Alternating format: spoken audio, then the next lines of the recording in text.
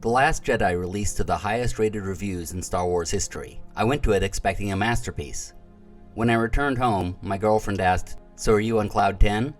I was far more confounded, trying to figure out what the critics loved so much. I was finally able to sum it up in a few sentences.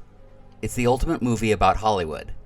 A slow-speed chase, a bunch of rich a-holes, people who stab each other in the back, and an old guy who used to be somebody."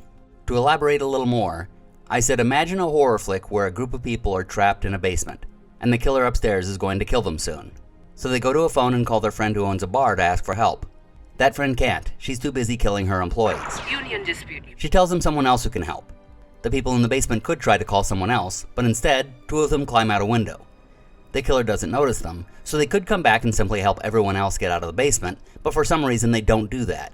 Instead, they go to the casino and land on the beach, next to a cliff. So they scale the cliff and go to the casino and find the guy.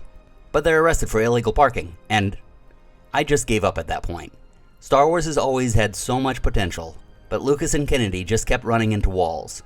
And I was coming around to believe that it was perhaps time to take their own advice and just let it die.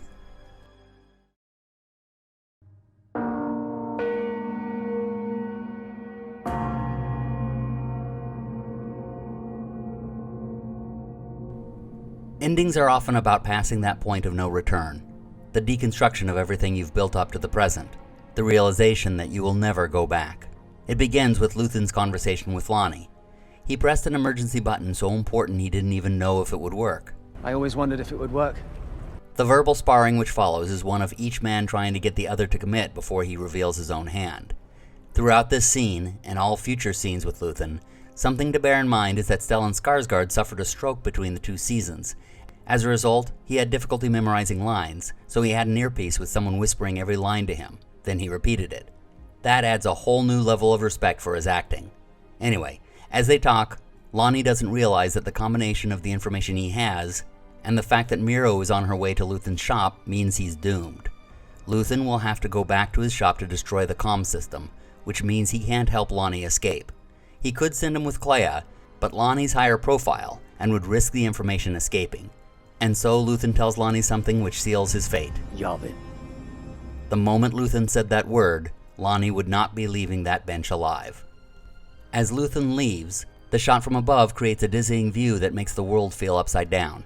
And when he reaches Clea, notice he does not tell her about Miro already being on her way to the shop. He knows he's walking to his doom, and he doesn't want Clea risking it all to try to save him. By the way, notice the name of the dog that runs up to Lonnie.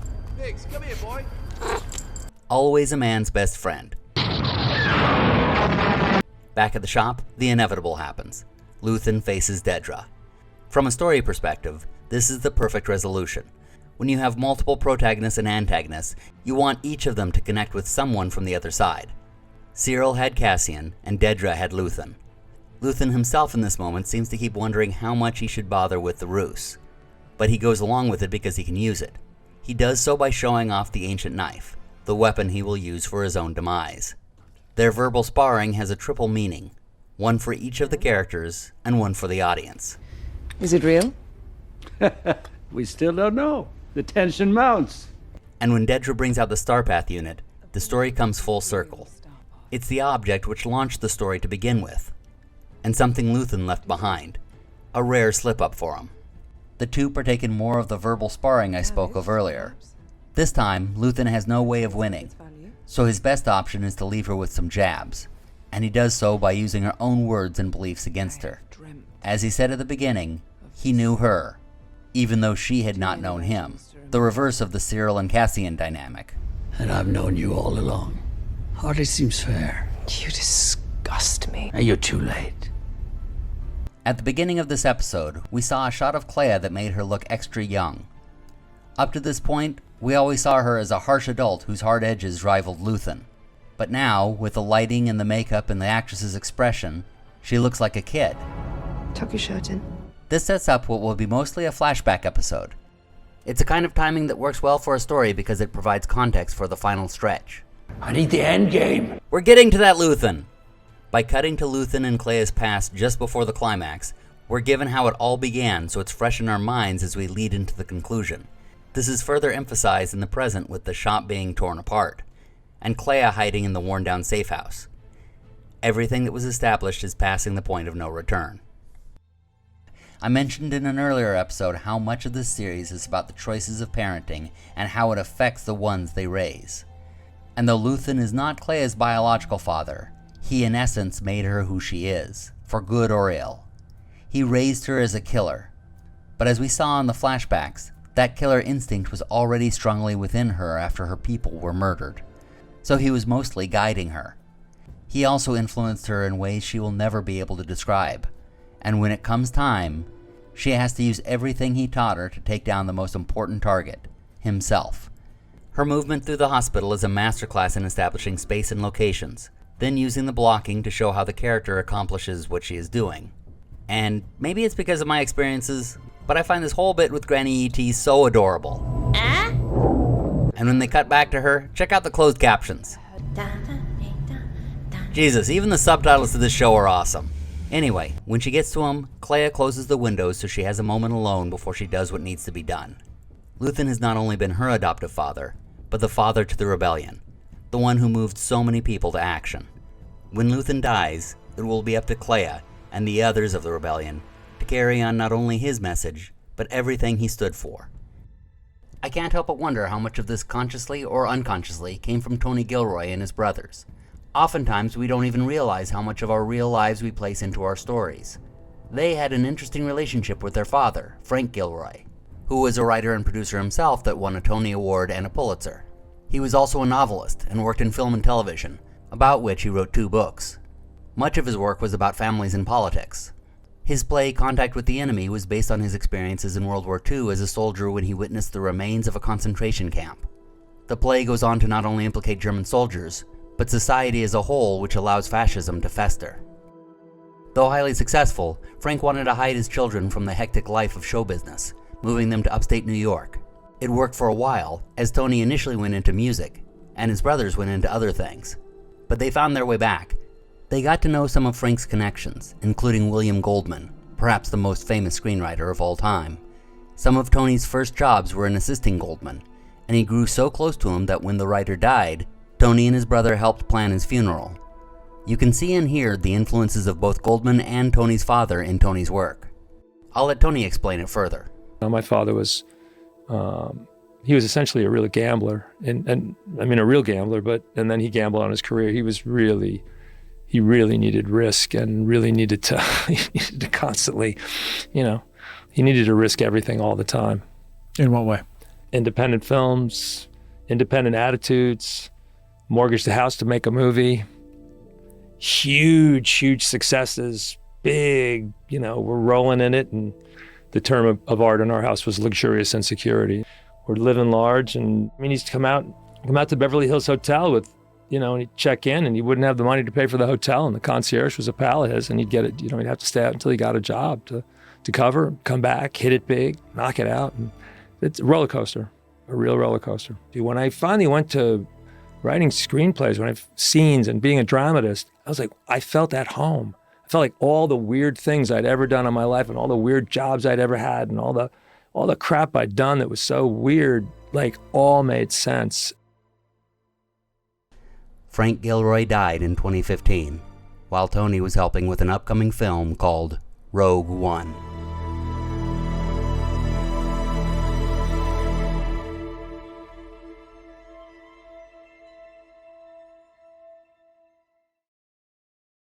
The opening of the next episode cuts to one of the most important themes of the series, the fact that a dictatorship is all about one person, the one at the top.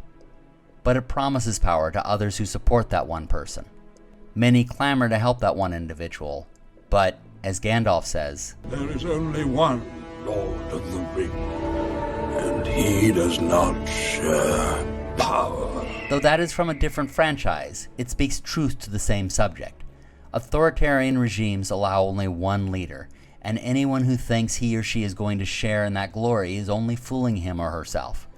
There can only be one emperor, one lord, and he does not share power. Those who try to prove themselves to raise up the ranks will merely be chewed up and spit out and forgotten, as everyone along the way on the imperial side eventually is. We begin with Hirt's investigation, which is more concerned with placing the blame on Dedra than on solving the crime. This was Supervisor Miro's security package. I want that underlined. It's another example of how dictatorships work, more of the fitting each person into boxes, which tends to set them more against each other than of accomplishing goals. When Dedra realizes this is her interrogation, when she has nothing left to lose, she lashes this truth out at Krennic. When questioned, he said that he had been recruited by a man with a Fondor hallcraft full of antiquities. In classic fashion, your team tortured him to death. Throughout this interrogation, you only see Krennic's mouth. It's intimidating, but also puts us more into Dedra's shoes as we are seeing the only part she is hearing. By the way, the finger thing on Dedra's head, apparently that was an improv, an example of how collaboration in film and TV can work to the show or movie's advantage. In some of these scenes, as in others within the series, we get an example of what one of my directing professors described as the frame within the frame. That's when someone is framed within a set piece within the frame of the shot.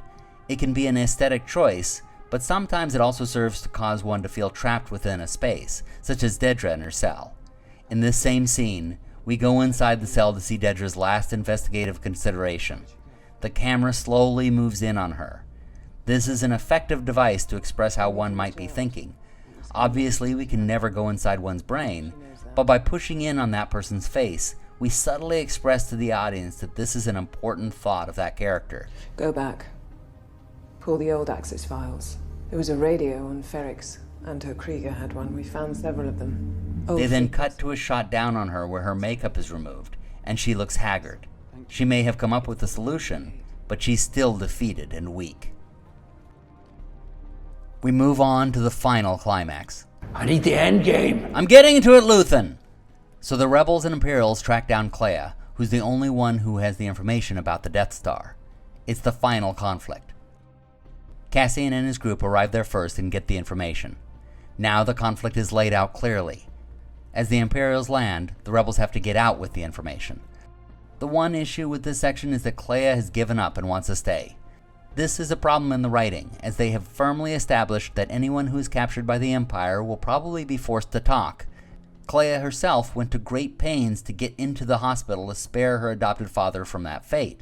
Now, by wanting to be left behind, she is subjecting herself to that fate, which would unravel everything they have built. They should have instead created a scene where she is ready to kill herself to keep the information from getting out, and they have to talk her down. It doesn't destroy the arc, but it damages a nearly perfect series. Now for a note on sound design. This show has been a masterclass in rising tension, and this episode provides an example with sound.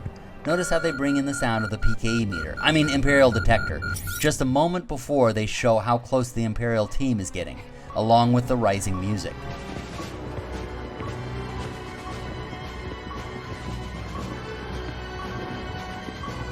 Speaking of sound, something else they have done throughout the series is give lines to every character who would realistically speak. This may seem like a no-brainer, but movies and shows usually don't do that, because each person who gets a line has to be paid extra for it. So you'll typically have just one person in a group talk, or have someone remain silent while something happens. Here, they had more than 400 speaking roles, which is near or passing the record, and it leads to little moments like this. Nothing to see, keep moving. Are you with us? Are we calling for backup? Apparently everyone's out running down the emergency disease warrant. They've been using Imperial broadcast power for who knows how long. And that brings us to the final episode. The fight breaks out that was building in the last episode, and it works here because the Imperials have been set up as competent and frightening. For years, stormtroopers were the butt of jokes for the simple fact that they were minions in a fantastical story. People acted like they were worse than minions in any other story. The problem in doing that is it reduces tension. Imagine how scary Nightmare on Elm Street movies would be if Freddy Krueger was proven to be unable to stab anyone. A villain must be competent in order for heroes to seem in any danger. So they do so here. They make decisions which back the heroes into a corner from which it seems they will never escape. It is only because of a decision that was made earlier in the series that they are able to make it out. Thus, setup and payoff. This is a tool that is greatly useful for the writer. Don't just have the characters get out because they were meant to escape. Plant the seed earlier on, and allow the full-grown plant to come back and save them. Also, give them body armor like this. You need a body as armor. Also, the mistake the Imperials do make has to do with the pre-established hubris, and is the climax of their bureaucratic segregation. They would have had backup, but for the fact that the units were responding to the cover-up the ISB had created rather than what was real. Their secrecy within their own ranks was their undoing. As we move into the final episode, we transition into something that was established in Rogue One, and is the overriding theme of this season, that rebellions begin as disjointed factions. The Alliance, Saw's guerrillas, Luthen spies, and several others that are named in passing. It would have been nice to have a bit more of that in this series. The Rebel Council is the perfect example of why this show would have been a little better at 3 seasons rather than 2. I can basically understand why they didn't like Luthen, but it would have been nice to see that fleshed out. That being said though, I loved that Cassian got to have this moment with Wilman, to carry on an important theme right to the end. You made it worth it. Vel goes to spy on Cassian, and they begin by toasting everyone who has died to get us here. It's a great way to organically look back at the characters of the series. Gorn, Nemik, Taramin, Cinta. the Gormans, Ferrix, your mother. Notice that Cassian is the one to toast Cinta, and Vel is the one to toast Marva, and they end by toasting the Eldanis, who were probably killed after they left, and perhaps because of them.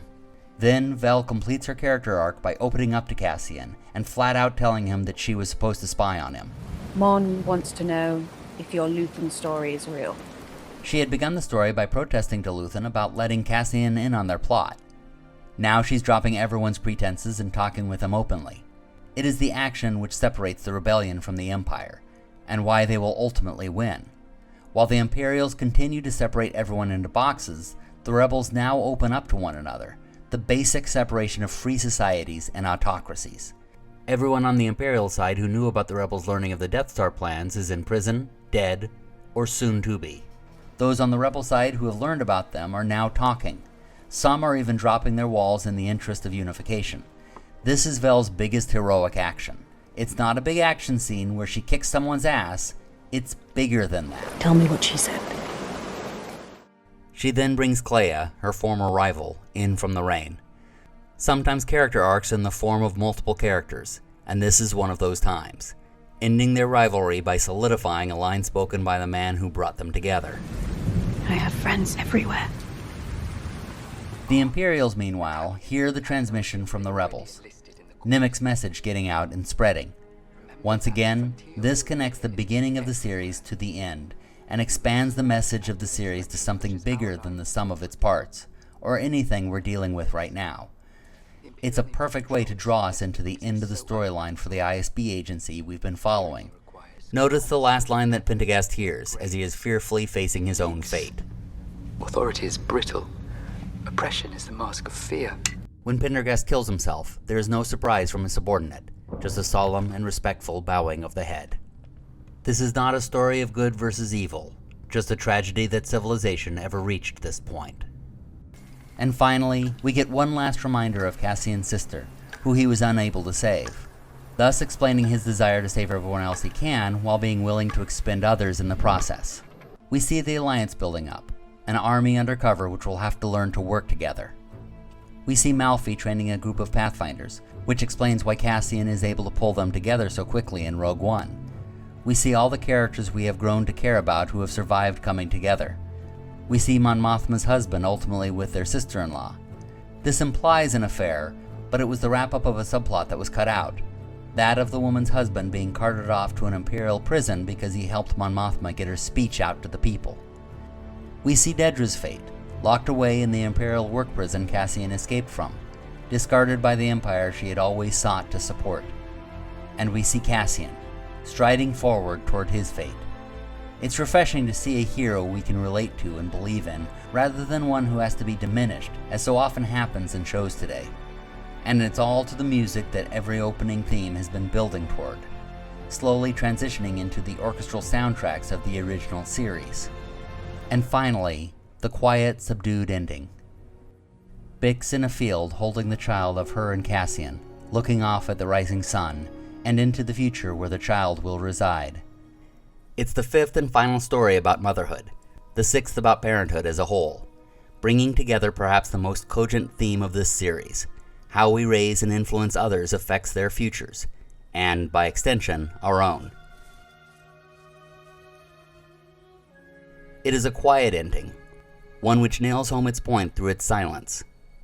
And it left me sad, as I believe it left a lot of people. In its stillness, we are left to ponder all that happened, all we witnessed, all that was learned, all that was sacrificed, and all that was gained. It reminds us of our own lives, our own world, what we value and what we would fight for, and what we might have to do to ensure a brighter future for ourselves and those we love. Another reason I think it makes us sad is because it's over. It's rare such a gem comes along, and we aren't likely to get its equal in this franchise. It's been nearly 50 years since that day when my father burst in the front door telling my mother that I had to see a movie called Star Wars. 50 years since I was set on a path to become a storyteller myself. 50 years of fandom. But maybe that's enough. Maybe it's time to leave that behind, to move on and put my attention toward other horizons. It is a pity that Andor was cut off from having another season, at least a third one. The classic model is a trilogy, the 3-act structure, a beginning, a middle, and an end. It would have allowed some of those subplots to breathe a little more. But then again, it would have ended unfulfilled, for it was always leading up to a whole new story, which itself led to another story, and 2 more to cap it off. That then leads me to thinking. The structure of Andor seasons was 3-episode arcs, each of which being about 40 minutes.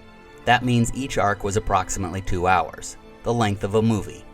With 12 episodes each season, that means we had 4 movies each season. When you look at the movies which tell the original story, 4 movies. That is our 3rd season. So I guess I'm not quite done yet. I better get back to work. I'll see you all back here again next month. Thank you all for following me along this journey analyzing Andor. It's a brilliant series and deserves all the praise it has received.